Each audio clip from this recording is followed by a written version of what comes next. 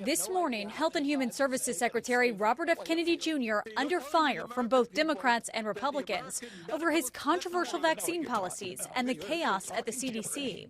Robert Kennedy has elevated conspiracy theorists, crackpots, and grifters to make life or death decisions about the health care of the American people. Two Republican senators, both doctors who voted to confirm Kennedy, also voicing concern. I've grown deeply concerned. Americans don't know who to rely on. I would say effectively we're denying people vaccine. Senator Cantwell. You're wrong. Kennedy, a longtime vaccine skeptic, was also repeatedly pressed on the COVID vaccine and the recent policy change. Do you think the vaccine did anything to prevent additional deaths?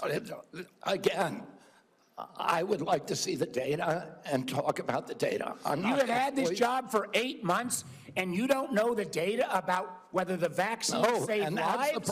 Another major topic, the firing of CDC Director Susan Menares, who Kennedy fired less than a month after her swearing in. We are the sickest country in the world.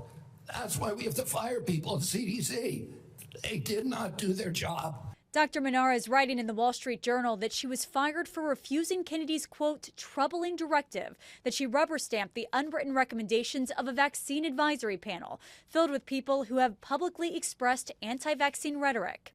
The president of the American Academy of Pediatrics calling this conflicting information on vaccine guidance unprecedented. So the undermining of all of the infrastructure and the science is making everybody uncertain. But still, the vast majority of Americans vaccinate their children on schedule.